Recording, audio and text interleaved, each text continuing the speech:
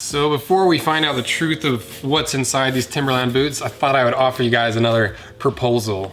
So last time I said when we reached 10,000 subscribers, we'd tear apart the Made in England boots. This time we've got 22 days left in December, 22,000 subscribers before we reach 50,000 subscribers on the channel. So if we reach 50,000 subscribers before the end of the year, I'll tear apart any leather product that's $500 or under. So let me know which type of product you want me to tear apart. A lot of people have requested like the Gucci belts, Allen Edmond boots, some other high-end boots, some designer products. And if we reach that 50,000 subscriber mark by the end of the year, December 31st, New Year's, we'll tear it apart. So like and subscribe and comment, and let's get this channel to 50,000 subscribers so that we can tear apart some ridiculously priced product and see what's inside of it. And let's tear apart these Timberland boots.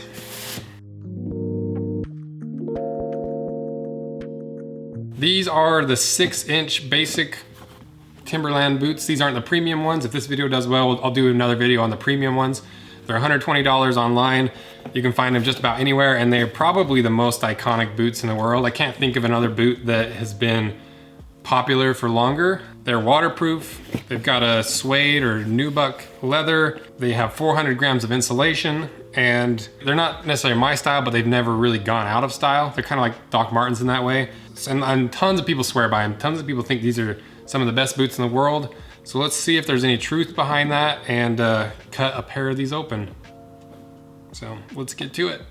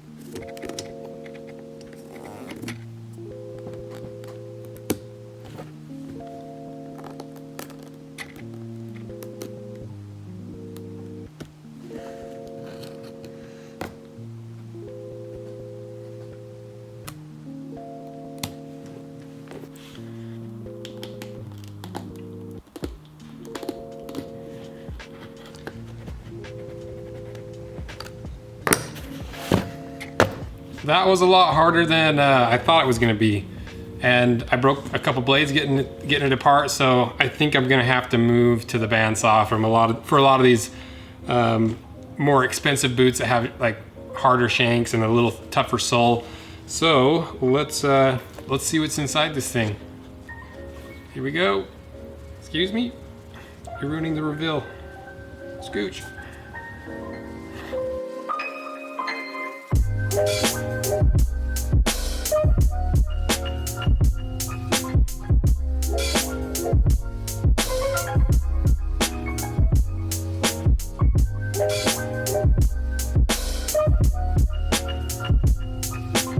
Now that we got this thing apart, there's a few things I want to look at with this boot. I want to see where the waterproofing is and kind of where some places it could fail at. I want to look at the insulation and kind of just figure out what it is and where it's at. I want to see if there's a shank in there. A lot of people say that boots don't need a shank, and I think they do if they've got a heel. So maybe I'll do like a little mini video on why I think boots need a shank if they've got a heel, but this one definitely does not have a shank. Another thing I want to start looking at in these boot reviews is what the counter is made out of. The counter is that little hard part of the boot that's near the heel. Sometimes there's no counter, sometimes it's a leather counter, sometimes it's a plastic counter, and sometimes it's some of that high density mat board stuff. And so I thought I'd add that into the things to review when it comes to these boots. So my understanding of the insulation is that it's this layer of fabric that runs on the inside of the leather, and then the waterproofing, the leather is waterproofed with this layer of like rubbery, plasticky kind of feels like a rubber cement on the inside of the leather. And I think that's what waterproofs it. So it's kind of interesting to know. I've never really torn apart a waterproof boot, so it's kind of cool to see how boots are waterproofed. And like I've said before, I'm not a cobbler, I'm a leather worker, and so a lot of this cobbling stuff is, I'm learning it along with you guys. So it's kind of a fun process for me too. The counter is kind of that same fiberboard material. It's not a leather counter, but you know, usually only leather counters are only like the really nice shoes. Now let's tear out the guts of this thing and see how the sole is structured and kind of tear out this insulation just so we can get an exploded view of it to see what's going on inside of it. So the way this is structured is you've got the insole that has some high density matted material underneath of it. So it's kind of like a stiffer insole. And then you've got the midsole, which has a thicker layer of this thick, hard cardboard stuff. And then a really thin layer of a high density matted board. And then for some reason, the tiniest little layer of foam on the bottom. And then it goes to the actual sole itself. And then on the inside, you have the insulation material with a little bit of cotton on the inside. And then on the heel, you've got a really thick layer of this foam, this low density foam that your heel of your foot sits on.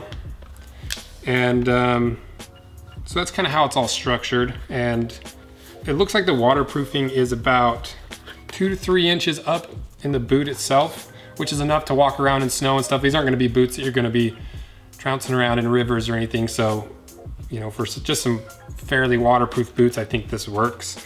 There's a few spots that it's a little thin. Up near the toe of the boot, it doesn't have as much. And then near the tongue, it doesn't have much waterproofing. So these aren't the most waterproof boots, but they're definitely more waterproof than other boots. So now let's try to tear apart this, let's try to tear the sole off of the boot and see how well it's glued, because it's not stitched on there. And I don't see any nails or staples or anything. And I don't see any, I don't see any stitching. So let's see how hard it is to pull this thing off. Well, I struggled for quite a while trying to get this torn off, and there's actually about 1 inch of glue that glues the leather to the sole. And I could not get it to come loose. I tried cutting it and I tried ripping it apart. There's no Goodyear welt on there, but man, this thing is tough. So I'm pretty impressed by that. I think that like the leather didn't even come off. Like the boot, I had to rip the leather was ripping before the glue was coming loose. So, you know, a lot of times people don't like boots that aren't Goodyear welted, but this was pretty well glued together. You know, I could understand if there's only a couple millimeters of glue holding it together, but when you've got an entire inch of glue, and this glue is very strong, you know, this could potentially last just as long as a Goodyear welt. I personally would rather have a Goodyear welt just because it's easier to re-sole. As for the leather quality, there's actually quite a few layers of leather on here. It's like 2.5 millimeters, so 3/4 ounce leather. It's a suede texture on the outside. This leather's tanned to the Dominican. It's kind of got like a foamy consistency to it, which is comfortable to wear in. You know, it's not gonna take nearly as long to break in, but it probably won't last quite as long. Also the collar, I don't think, the collar isn't leather. So this black collar I don't think is, if it is leather, it looks like it's a bonded leather. So yeah, like just decent leather. Nothing spectacular, but nothing horrible. So my overall feel of the boot and kind of opinion, I think it's a decent boot. You know, it's, if you're wanting a casual boot to do a little bit of work in and maybe, you know, walk around the snow, you know, I think this is an okay boot for a stylish boot. It'll last you long enough. The sole is glued on really well for 120 bucks. Not a terrible boot. I don't think I would pay more than maybe 80 bucks for this boot. So, you know, it's an okay boot, nothing great. Oh wait, I think I just discovered the shank. I just like almost cut my hand on this. So there was no shank in this part. There's like a little piece of metal in here, but there is a shank. So my opinion of this just went up a little bit more. I don't know how I missed that.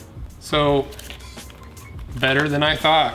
Okay, that's interesting. Now I want to really compare. I'm going to do a video comparing Doc Martens to Timberlands. They're both super iconic boots. They both are, you know, have been in style for decades, and they both have had their questions with quality. Look forward to that video. And then also this week I'm also doing the Solavare boot. So the Solavare boots are like the original makers of Doc Martens, and I bought one of their pairs of boots, and I'm going to review that this week as well. Tear it apart, see if they're any better than the regular Doc Martens or just Doc Martens themselves. And yeah, not a bad boot. So I'll let you guys kind of draw your own conclusions about this, if it's worth $120, because a lot of people, they want the brand name. Like they're not necessarily buying Timberlands because they're high quality boots. They're buying them because they want a pair of Timberlands. So if you're buying a pair of these, you know, for that name, you might not care about this, and I think they'll last just fine. I'm interested to see what the premium ones look like. So yeah, thanks for all your guys' support, and we're on our way to 50K, and hopefully we'll get there before the end of the year so we can tear apart a $500 or under product to see if these luxury products are really any good. So, see ya.